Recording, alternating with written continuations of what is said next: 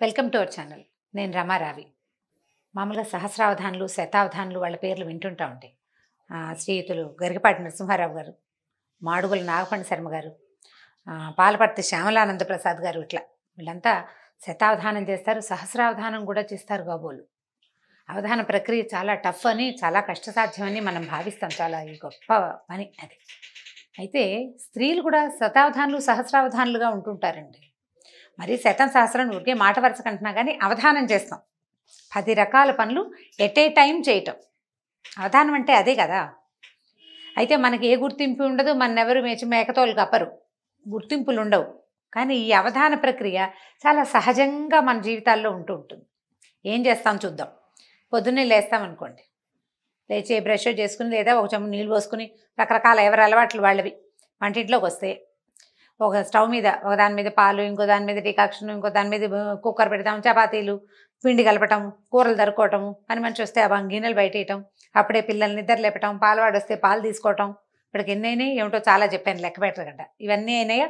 వీటితో పాటు మధ్యలో ఫోన్ కాల్స్ వస్తాయి, ఆకుకూరలు మాత వినిపిస్తుంది, ఎక్కడో వినపడిన అరటిపళ్ళ వాళ్ళ కేకని చూసుకుని అరటిపళ్ళ అబ్బాయిని పిలుచుకుంటాము. ఇప్పటికి ఇంకా చాలా పనులు అయిపోయినాయి. ఇవి కాకుండా మధ్యలో పిల్లల తాలూకు మేల్కొల్పులు, చిన్న పొన్న పిల్లలు ఉంటే వాళ్ళ తాలూకు బాత్రూమ్ కాల్స్, చిట్టి పిల్లలు ఉన్న వాళ్ళకి. అక్కడి నుంచి ఇంకా కొంచెం ముందుకెళ్తే ఈ కుక్కర్లు పాలు గీలు దింపేస్తే మళ్ళీ టిఫిను, దాని ఏర్పాటు, దాన్ని ఒకళ్ళకి పెట్టడము, ఒకడికి నోట్లో పెట్టాల్సి రావటం, ఇంకొకటికి బాటిల్లో పాలు పోసి అందించాల్సి రావటం, ఇలా ఇలా రకరకాల పనులు చేసేస్తాం. మల్టీ టాస్కింగ్ అంటారు సింపుల్గా దీన్ని. ఒకేసారి రకరకాల పనులని హ్యాండిల్ చేయటం. సాధారణంగా గృహిణులు అందరూ, ఇళ్లల్లో ఉండే ఆడవాళ్ళందరూ ఈ పని చేస్తారు. మగవాళ్ళు కూడా చేస్తారనుకోండి, మనం వాళ్ళ సంగతి మాట్లాడలేదు కదా, మనం మామ్లో ఉన్నాం కాబట్టి మన సంగతే మనం మాట్లాడదాం. ఈ మల్టీ టాస్కింగ్ హ్యాబిట్గా, అలవాటుగా ఉండి చేయగలిగే వాళ్ళు గెలిచేస్తారండి ఏదో రకంగా. అప్పుడప్పుడు ఫెయిల్ అవుతుంటాం. ఈ పట్టుకెళ్తున్న గిన్నెలో ఏదో ఒకటి పడిపోతుంది, పాలు పొంగిపోతాయి, డికాక్షన్ పోస్తుంటే పక్కకు పడిపోతుంది, ఇడ్లీ పెడితే నీళ్లు కొట్టేస్తాయి, దోశలు ఎన్నిసార్లు వేసినా ఏమిటో మొదటి దోశలు 3-4 దోశలు చెడిపోతాయి, రోజు చేసే చపాతీ ఒక్కో రోజు అదేదో దేశపు పటం వస్తూ ఉంటుంది. ఇలా ఏవో చిన్న చిన్నవి అవుతాయి అనుకోండి, చేజారి పడిపోవటాలు, కప్పులు పగిలిపోవటాలు, అవన్నీ న్యాచురల్గా జరుగుతాయి. అయినా కూడా ఈ పని అంతా చేస్తూ ఉంటాం. ఇది ఏ ఏజ్ వాళ్ళు చేయగలుగుతారు, ఏ ఏజ్ వాళ్ళు చేయలేరు అని చెప్పడానికి వీల్లేదండి. ఈ మల్టీ టాస్కర్స్గా ఉండటం అనేది ఒక బేసిక్ ప్రజ్ఞ. జనరల్గా తల్లుల్ని చూసి పిల్లలు నేర్చుకుంటారు ఇవి. ఇప్పుడు చదువుకుంటున్న పిల్ల ఏదో గబగబా కాలేజీకి తయారవుతుంది, ఏదో స్కూలు తయారవుతుంది, అమ్మాయి ఏదో వంట చేసి పెడుతుంది, బాక్స్ ఆవిడే పెడుతుంది, జళ్ళు కూడా అమ్మాయి వేస్తుంది, లే లే లే లే నిద్ర లేపటము, నీళ్ళు బొర్లిపోతున్నాయి, బకెట్లో నీళ్ళు తిప్పేసాం, వెళ్ళని, వేడి నీళ్ళు మరిగిపోతున్నాయి తీసుకోమని తల్లులే పరిగెడుతూ ఉంటారు. ఈ పనులన్నీ చేయించుకున్న పిల్లలు కాస్త పెద్దవాళ్ళు అయ్యాక ఉద్యోగాల్లో చేరి, ఏ పెళ్ళిళ్ళు అయితే ఉద్యోగాన్ని పెళ్ళిని చక్కగా బ్యాలెన్స్ చేసుకోగలుగుతారు. ఇలాంటి బంగారు తల్లుళ్ళకి చెప్పక్కర్లా, వాళ్ళకు వచ్చు అవన్నీ. కొంతమందికి రావు చూడండి, వాళ్ళకి చెప్పాలి. ఎవరికి రావో చూద్దాం. తల్లులే అన్నం పెట్టి, తల్లులే తయారు చేసి, తల్లులే ఇస్త్రీ బట్టలు కూడా చూసి పెట్టిన వాళ్ళకి కొంచెం తక్కువగా వస్తాయండి. వస్తాయి వాళ్ళకు కూడా, కానీ బాగా రాదు. వీళ్ళు చాలామంది మాకు టీ పెట్టడం రాదు, మాకు అన్నం వండటం రాదు, అన్నీ మా అమ్మే చేసేది, మా అమ్మ సరిగా పెంచలేదు, మా అమ్మ నాకు నేర్పించలేదు, ఇలాంటి కంప్లైంట్లతోటి అరకొరగా పనులు చేస్తూ ఎప్పుడు తమ విసుక్కుంటూ లేదా ఎవరితోటైనా విసుక్కోబడుతూ అలా ఉంటూ ఉంటారు. బీ ఏ మల్టీ టాస్కర్, ఇది వాళ్ళ మన స్లోగన్. మల్టీ టాస్కర్ అవ్వండి, అవధాని అయిపోవాలి. మనం ఎలా అయిపోతామో చూద్దాం. ఉద్యోగం కొత్తగా చేరిన అమ్మాయి చదువు అయిపోయింది, ఉద్యోగంలో చేరింది, పెళ్ళి కాలేదు, పెళ్ళి అవల, ఇంకా అమ్మ దగ్గరే ఉంది. అలాంటప్పుడు ఏం చేస్తారంటే, పిల్లలు చక్కగా షోక్గా తయారయ్యి ఉద్యోగాలకు బాగా వెళ్తారు, మంచి మంచి జీతాలు వస్తాయి, లేదా చిన్నదో పెద్దదో జీతం వస్తుంది అనుకుందాం, ఏదో ఇంటికి సరదాగా 2 వస్తువులు తెస్తారు, అమ్మని సినిమాకి తీసుకెళ్తారు, ఏమైనా కొనుక్కొస్తారు. ఆ పిల్లకి వేళకి అమర్చి పెట్టడం తన డ్యూటీగా భావిస్తుంది అమ్మ. డ్యూటీగా భావించి, అసలే పిల్ల కష్టపడి వస్తుందని సాయంత్రానికి పిల్ల రాగానే వేడివేడిగా ఏదో అంత తినడానికి చేసి పెట్టడం, ఒక కాఫీయో టీయో ఇవ్వటం, పిల్ల రిలాక్స్ అయ్యేటట్టుగా చూడడం, అది ఏదైనా షికారుకి వెళ్తానంటే దాని ఏర్పాటు కూడా చేయటం, బట్టలు ఉతికించడం, ప్రెస్ చేయించి రెడీగా పెట్టడం, ఏదైనా కుట్లు గిట్లు ఊడిపోతే ఇమీడియట్గా ఆ కుట్లు గబగబా చేత్తోటో కాలుతోటో ఏదో రకంగా వేసేసి ఇచ్చేసి పిల్లలకి అన్ని రకాలుగా వైనంగా ఏర్పరిచే తల్లులు ఎక్కువగా ఉన్నారండి ఇవాళ రేపు, చాలా ఎక్కువగా. మగపిల్లలకి ఇలాగే చేస్తారు. నేను పిల్లకి ఎందుకని చెప్తున్నానంటే, మన మామ్స్ గురించి మాట్లాడాలి అని అనుకుంటున్నాం కాబట్టి. ఇలా అలవాటైన పిల్లలు, ఆడపిల్లలు రేపొద్దున ఒక 4-5 సంవత్సరాలు ఉద్యోగం చేశాక వివాహం చేసుకుంటారా, అప్పుడు ఈ వెనకాల అమర్చి పెట్టే అమ్మని మిస్ అవుతారు. ఎవరు అమర్చి పెట్టకపోయేసరికల్లా అన్నీ తమే చూసుకోవాల్సి రావటం కాకుండా ఈ కొత్తగా ఏర్పడిన కొత్త అదనపు బాధ్యత ఉంది కదా, వైఫ్ బాధ్యత, భార్య బాధ్యత, అది కష్టమైపోతుంది. హ్యాండిల్ చేయలేకపోతారు, విసిగిపోతారు. పైగా అవతల వాళ్ళ వాంటింగ్స్ ఎక్కువగా ఉంటాయి. అందులో అత్తవారు వాళ్ళు ఉంటే ఇక అసలు చెప్పనే అక్కర్లేదు. మా పిల్లకి అన్నీ వచ్చు, ఉద్యోగం చేసినా మా అమ్మాయి వంట చేస్తుంది, నీకు అది కూడా రాదా అంటారు. మనం పిల్ల బట్టలు ఇస్త్రీలే చూసుకోదు, అన్నీ అమ్మాయి చేసి పెట్టిన పిల్లకి అన్నం వండటము, టీ కలపటము ఎలా వస్తుంది? చచ్చి చెడి ఎలాగోలాగా నేర్చుకోవాలి. ఉద్యోగానికి 6 నెలలు సెలవు పెట్టి నేర్చుకోమంటే కుదురుతుంది? కుదరదే. సెలవులు గిలవులు కుదరవు. ఉద్యోగానికి వెళ్ళిపోవాలి. మహా ఏదో 10-15 రోజులు సెలవు ఇస్తారు పెళ్ళికి. ప్రీ మ్యారిటల్ సెలవులు, పోస్ట్ మ్యారిటల్ సెలవులు అని. అంటే డెలివరీ లాగా చెప్తున్నాను అనుకోండి, కాదు, పెళ్ళికి ముందు ఏదో మెహందీ ఉంది, అది ఉంది, ఇప్పుడు అడుగుతున్నారు కదా, ఓ వారం 10 రోజులు సెలవులు తీసుకోగలుగుతారు. ఉద్యోగం వెళ్ళిపోవాలి, మరి ఇల్లు అది చేయొద్దు, అది కూడా చేయాలి. ఈ రెండింటినీ బ్యాలెన్స్ చేసుకోవడానికి ముందు నుంచే మల్టీ టాస్కింగ్ ప్రాక్టీస్ కావాలి. I think you people catch my point. మీకు సరిగ్గా అర్థమైంది అనుకుంటున్నాను. అమ్మాయిలని దీనికి రెడీ చేయండి. ఇది ఒక ప్రీ మ్యారిటల్ కౌన్సిలింగ్ లాంటిది అని అనుకోండి. అబ్బాయిలని రెడీ చేసేందుకు ఇంకొక పాయింట్ మళ్ళీ చెప్పుకుందాం. ఇది 13-14 సంవత్సరాల వయసు ఉన్న పిల్లల దగ్గర నుంచి స్టార్ట్ చేయాలండి తప్పకుండా.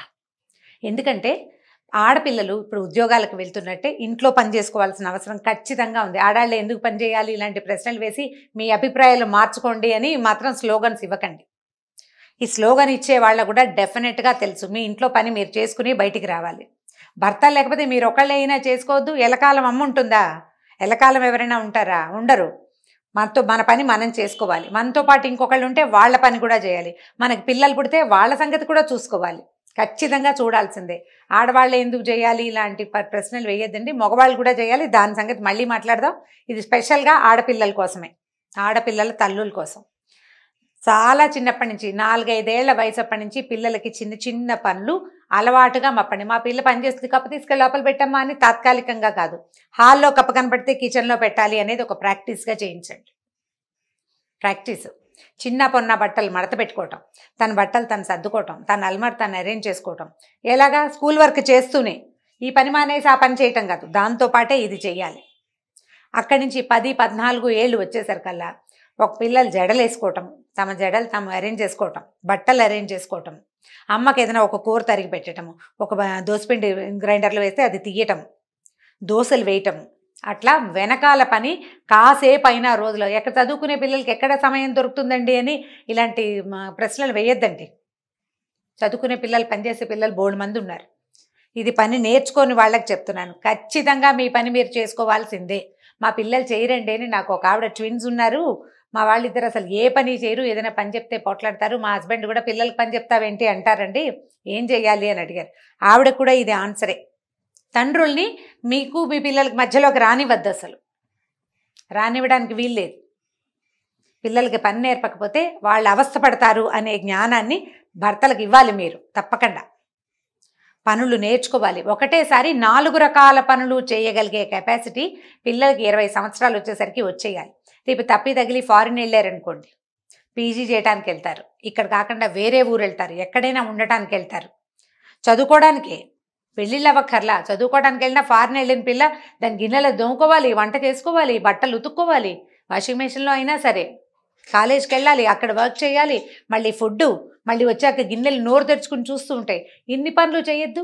ఏ అలవాటు లేకుండా చక్కగా అస్తాద్పరంగా అరచేతిలో వెన్నముద్దలాగా పెంచిన పిల్ల వెళ్ళి ఏం చేస్తుంది అక్కడ? ఎంత ప్రెషర్కి లోనవుతారు. ఇదంతా ఈజీ, సింపుల్, నేను చేసేయగలను అని అనిపించేలాగా మీ పిల్లల్ని రెడీ చేయండి. అది 13-14 నుంచి తప్పకుండా స్టార్ట్ చేయాలండి. పిల్లలకి ప్రాపర్గా కూర్చోవటం నేర్పిస్తాం. సరిగా కూర్చో, బాగా కూర్చో అని చెప్తారు కదా, ఎవరైనా చెప్తారా? అలాగే ఈ పని నీది, ఇది నువ్వు డెఫినెట్గా చేయాలి అనేది ప్రాక్టీస్ చేయించండి. ఒకవేళ ఇలా కాదు, మన దగ్గర 20-22 ఏళ్ల పిల్లలు ఉన్నారనుకోండి, పెద్దగా ఏం చేయరు, అన్నీ మనమే అరేంజ్ చేస్తాం. అరేంజ్ చేయటం మానేయండి.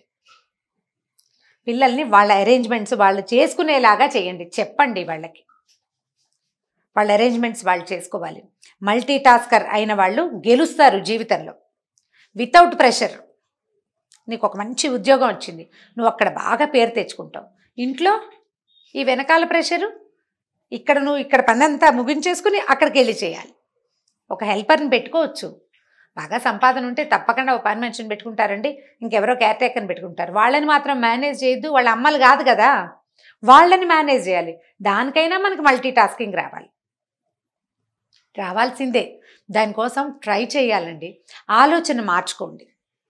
ఇప్పుడు 24, 26 సంవత్సరాల ఆడపిల్లలు ఉద్యోగాలు చేస్తూ ఇంకా వివాహాలు కాని వాళ్ళు ఉంటారు, చేసుకుంటారు ఎప్పుడో. మీరు కూడా ప్రాక్టీస్ చేయండి. 4 రకాల పనులు ఎట్ ఏ టైం చేయటం.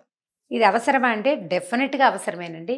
మీరు kitchen, house hold things manage చేయగలిగితే అది అలవాటు అయిపోతే ఏముండదండి. బ్రెయిన్లో ఓ పక్కన పడి ఉంటాయి ఆ వ్యవహారాలన్నీ, అందుకంటే ఏముండదు.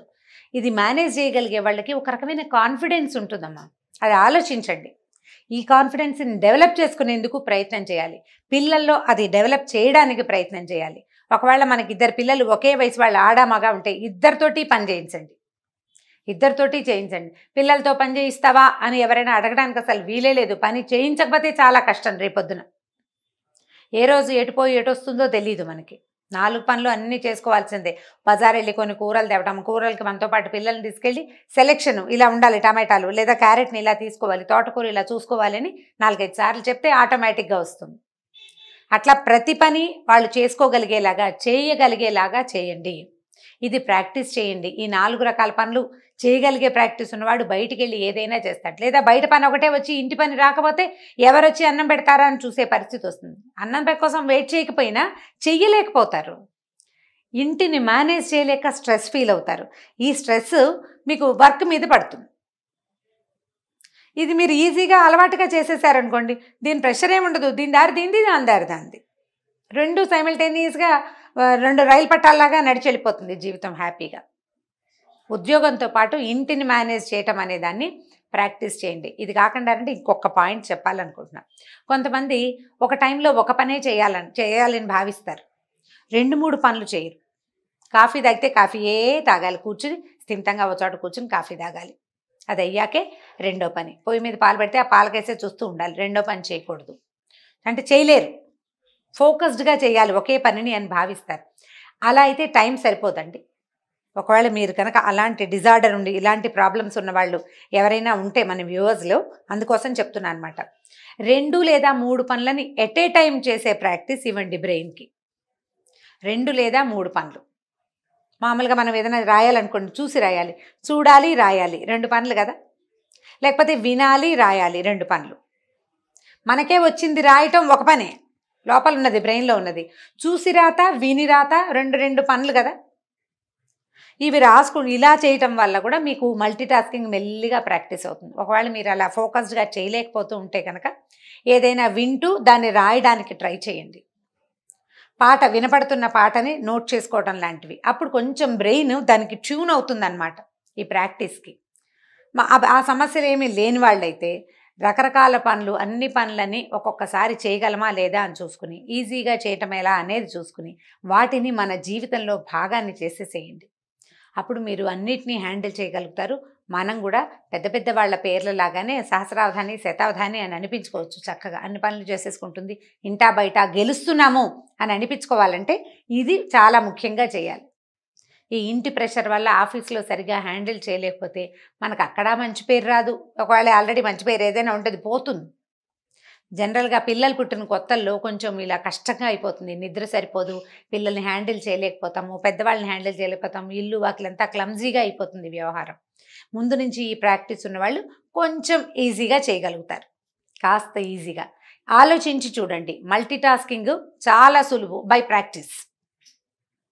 ప్రాక్టీస్ చేస్తే చాలా సులువుగా ఉంటుంది. ఇది ఆలోచించి నా జీవితంలో ఇది ఉందా లేదా, ఒకవేళ ఇది లేకపోతే దీన్ని ఇన్కల్కేట్ చేసుకోవాలి అని భావించే వాళ్ళకి ఒకటి. పిల్లల్లో ఈ రకమైన ప్రవృత్తిని ఇలా అన్ని పనులు చేయగలిగి 4 పనులని ఎట్ ఏ టైం చేయగలిగే సామర్థ్యాన్ని పెంపొందించాలని భావించే వాళ్ళ కోసమే ఈ వీడియో చేయబడింది. ఇది కనుక మీకు నచ్చినట్లయితే లైక్ చేయండి, షేర్ చేయండి. మరిన్ని వీడియోస్ కోసం మా ఛానల్ని సబ్స్క్రైబ్ చేసుకోండి.